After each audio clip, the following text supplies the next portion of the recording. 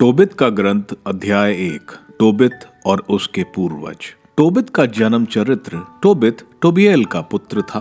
टोबिएल अननिएल का, अननिएल अदुएल का और अदुएल गबाएल का पुत्र था, जो एसाएल के कुटुंब और नफ्ताली के वंश का था। वह असूरी राजा शलमान असेर के राज्यकाल में बंदी बनाकर तिस्बे से निर्वासित किया गया। तिस्बे ऊपरी गलीलिया के कदेश नफ्ताली के दक्षिण में, आशोर के ऊपरी भाग में तथा फुगौर के पश्चिम में अवस्थित है। स्वदेश में तोबित के सत्कार्य। मैं तोबित जीवन भर सन्मार्ग पर चलता रहा और धर्माचरण करता रहा। मैंने अपने उन भाई बंधुओं को बहुत से भिक्षा दान दिए जो मेरे साथ असूरियों के देश के निनवे नगर में निर्वासित किए गए थे। जब मैं छोटा था और स्वदेश इज़राइल में रहता था तो मेरे पूर्वज नफ्ताली का पूरा वंश दाऊद के घराने और यरूशलेम से अलग हो गया था। यद्यपि यरूशलेम नगर इज़राइल के सब वंशों में से चुना गया था और वहां मंदिर, ईश्वर के निवास का निर्माण और प्रतिष्ठान किया गया था, जिससे इज़राइल के वंश वहां युग युगों तक यज्ञ चढ़ाए। मेरे सब भाई बंधु और मेरे पिता नफ्ताली के सब वंश गलीलिया के सब पहाड़ों पर उस बछड़े को यज्ञ चढ़ाते थे, जिसे इज़राइल के राजा यरोबाम ने दान में बनवाया था।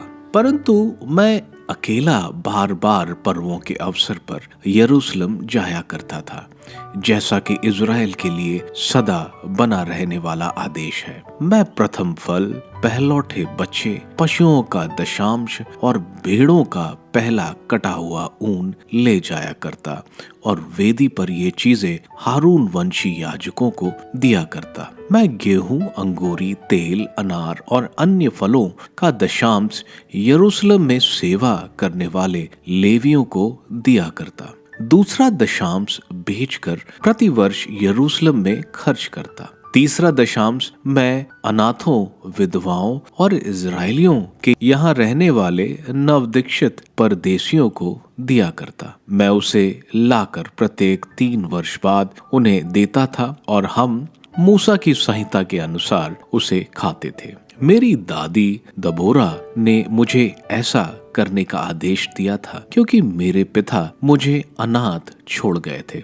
जब मैं बड़ा हुआ तो मेरा विवाह अपने कुटुंब की अन्ना नाम की कन्या से हुआ। उससे मुझे टोबियास नाम का पुत्र उत्पन्न हुआ। मेदिया में टोबित के सत्कार्य। जब मैं बंदी बनाकर असुरों के देश लाया गया तो मैं निनवे आया। मेरी सभी भाई बंधु और मेरे सब कुटुंबी विजातियों का भोजन खाते थे, परंतु मैं ऐसा नहीं करता था क्योंकि मैं अपनी सारी आत्मा से अपने ईश्वर को याद करता था। इसलिए सर्वोच्च ईश्वर ने मुझे शलमन एसेर का कृपा पात्र बनाया और मैं उसके लिए सब सामान खरीदता था। मैं मेदिया देश में यात्रा करते हुए उसकी मृत्यु के समय तक उसके लिए सामान खरीदता था। एक बार मैंने मेदिया के रागे में गब्रिया के भाई बगैल के यहाँ थैलियों के 10 मन चांदी रखे। शलमन अज़ैर की मृत्यु के बाद उसका पुत्र सन्हेरेब उसकी जगह राजा बना। उस समय राजमार्ग आरक्षित थे, इसलिए मैं फिर मेदिया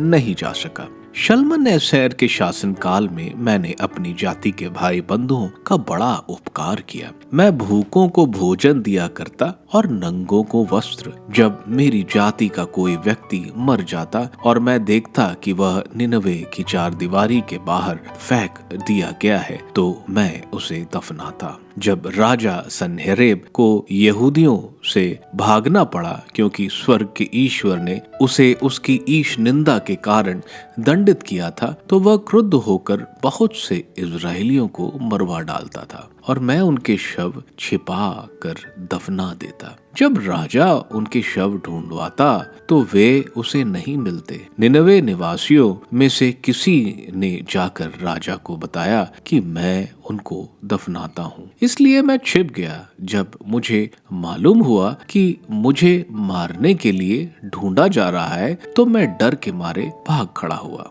अब मेरी सारी संपत्ति जब्त कर ली गई। अपनी पत्नी अन्ना और अपने पुत्र टोबियास के सिवा अब मेरे पास कुछ ना रहा। 40 दिन भी नहीं बीते थे राजा के 2 पुत्रों ने उसका वध किया और वह अराराट पर्वत श्रेणी में भाग गए। उसके स्थान पर उसका पुत्र एसरुद्दौन राजा बना। उसने मेरे भाई एनाएल के पुत्र अहीकार को अपनी समस्त कोष का प्रबंधक बनाया, जिससे वह सारे क्षेत्र का प्रशासक बना। अहीकार ने मेरी सिफारिश की और मुझे फिर से निनवे आने की अनुमति मिल गई। अहीकार असूरी राजा सन्हेरेब का भोज प्रबंधक, दीवान और खजांची रह चुका था और एसरहेदोन ने उसे फिर नियुक्त किया था। वह मेरा संबंधी था।